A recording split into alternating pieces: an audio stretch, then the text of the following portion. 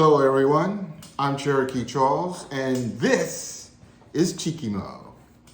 Now, the long-awaited CPI numbers or the Consumer Price Index numbers have finally arrived. It's Friday and I happen to be on the Bureau of Labor Statistics website and I'm going through the numbers to look at just how bad things have gone over the past month. Now, for those of you that are new to the channel, I want you to please like and subscribe to the channel. It helps me bring you important content that you were not taught in school. So let's dig into the numbers, and I'm going to tell you some things that are probably going to be eye-opening for most of you. So, as you know, the CPI, or the Consumer Price Index number, is a measure of how much prices have moved over the past 12 months for consumer goods and services that are offered in the United States of America. Now, according to the Bureau of Labor Statistics, the CPI movement for May is up 8.6%. Now, that's the general overall movement for all consumer goods and services. Now, what I'm going to do is something that the media doesn't do, and you're not going to get this in school anywhere. I'm going to go through and kind of break down the numbers individually, and we're going to look at 5 components, just 5 components of the Consumer Price Index. So, let's get into the numbers.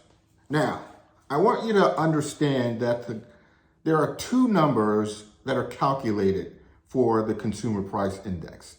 There's the CPI-U and the CPI-W. Now, the CPI-U, or the Consumer Price Index for urban consumers, is what's being reported to you. And that is the 8.6% number that you hear.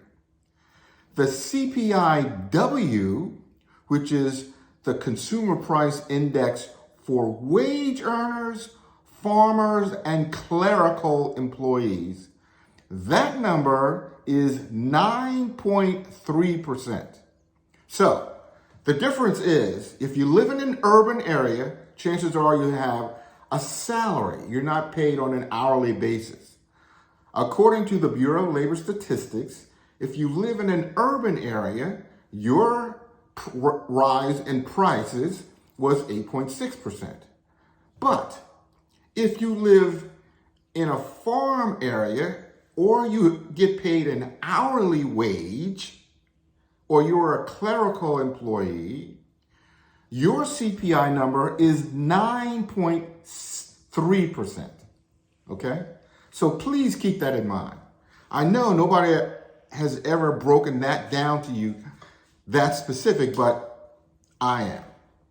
So we're going to look at 5 areas, like I said. We're going to look at food, we're going to look at energy, we're going to look at vehicles, we're going to look at housing, and we're going to look at apparel.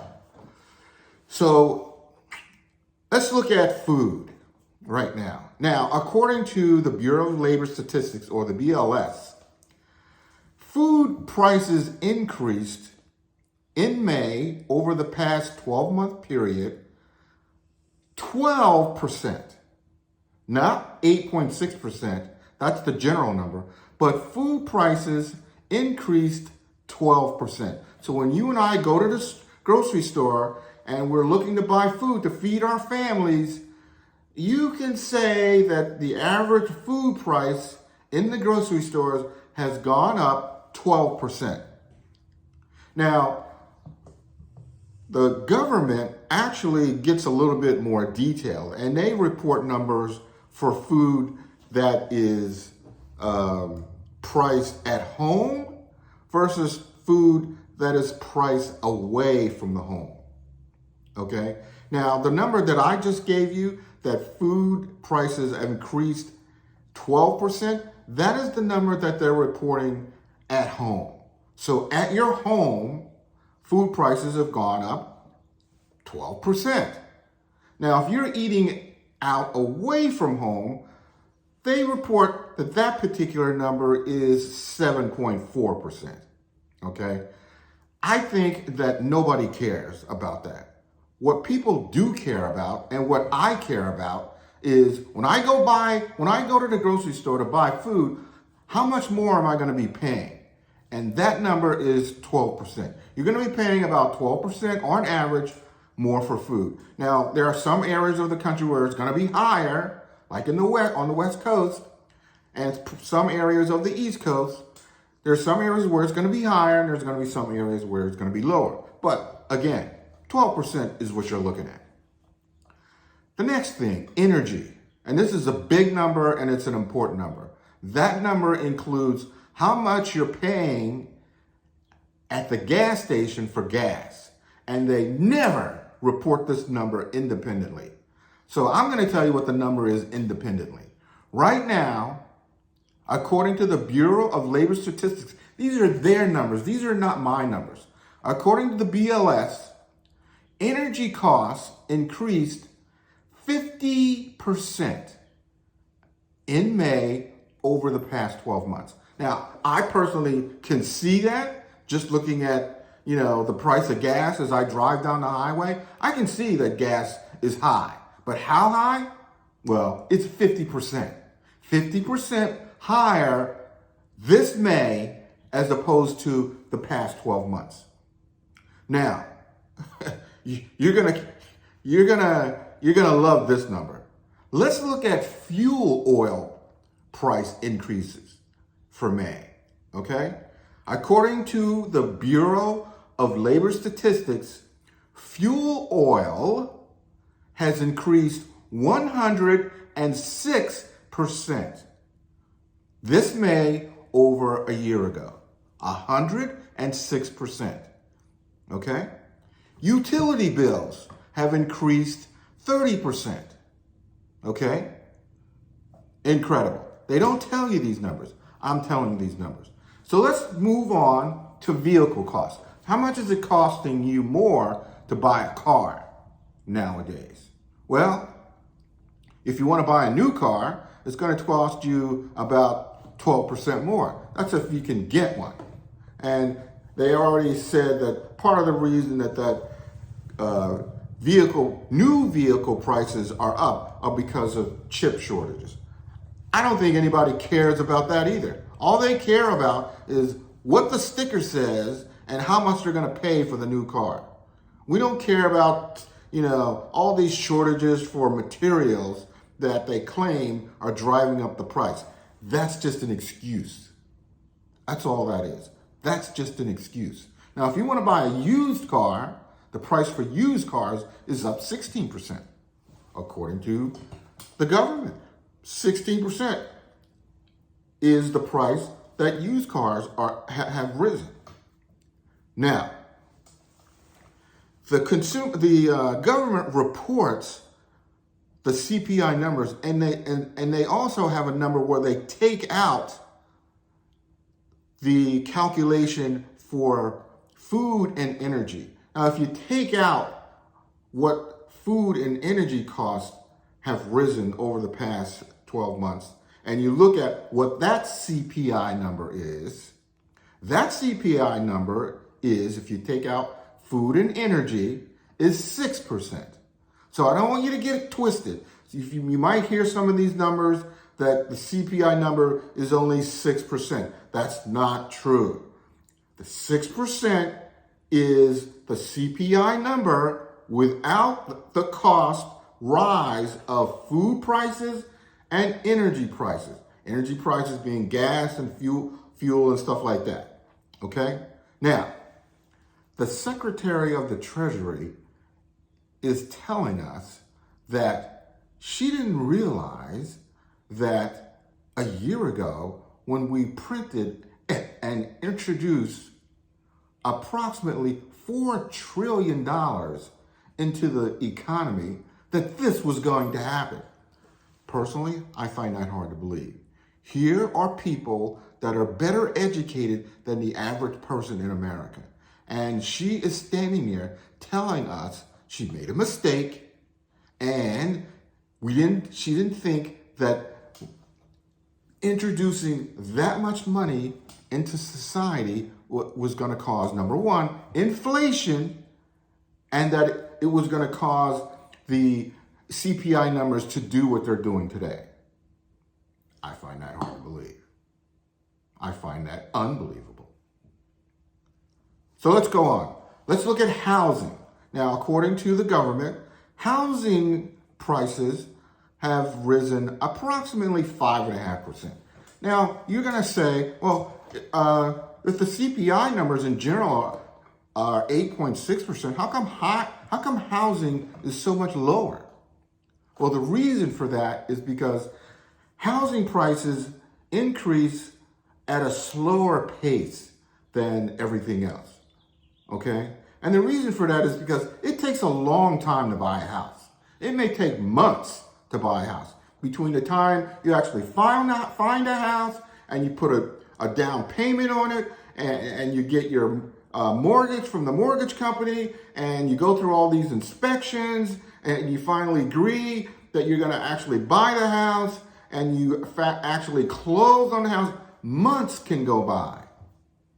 So that's why the housing number is much lower than the general CPI number of 8.6%. Housing is 5.5%. Now, the final number we're going to talk about is apparel, clothing. How much has clothing increased over the past 12 months, starting in May? Now, according to the government, clothing costs or apparel costs have risen only 5% over the past 12 months. Now, that probably seems reasonable for a couple of reasons. One, retailers are overstocked with goods right now. They are overstocked. They bought too much stuff because in previous months, there was a high demand for apparel and goods. So they went out and they bought a lot of it. Now they're sitting with a lot of goods that they can't sell.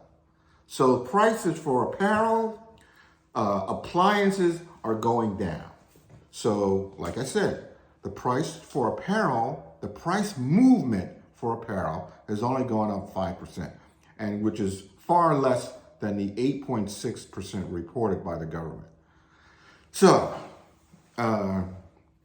it's bad. It's bad news. It's truly bad news that individual items that we use every day, like food going up 12%, like energy costs, like gas for gasoline is up 50%, fuel oil 106%. Buying a car, the prices have gone up 12% for a new car, 16% for a used car. It doesn't make any sense. And you have highly educated government officials saying, I didn't know this was going to happen. Economics 101, supply side economics. Anytime you introduce a lot of any particular item, like money, into society, the value of that money goes down. Anybody that has looked at or taken an economics class, 101, they teach you that in the beginning. Government is the only entity that can create inflation. They are the only ones. Don't get this twisted. Don't get this confused. Okay? War doesn't cause inflation. Okay? Government spending does not cause inflation. It does not cause the value of our dollar to go down. It doesn't cause inflation. Okay? Supply chain interruptions don't cause inflation. What causes inflation is introducing an overabundance of money into the system, okay? So last year, when we decided to introduce $4 trillion into our system, thinking that this was not going to happen, history tells us that every time we have done this, And every country that has done this has caused inflation. I told you. I told you this myself. In almost every video I have talked about, when I speak about the economy, inflation is caused by too much money supply in our system. So don't believe them when they give you all these half-ass excuses saying it's war, it's supply chain interruptions. It's all these other things. It's all these moving parts. Don't get it twisted. It is simple, very simple. Too much money introduced into our system, into our monetary system, causes inflation. It's that simple. Now, this is Cherokee Charles.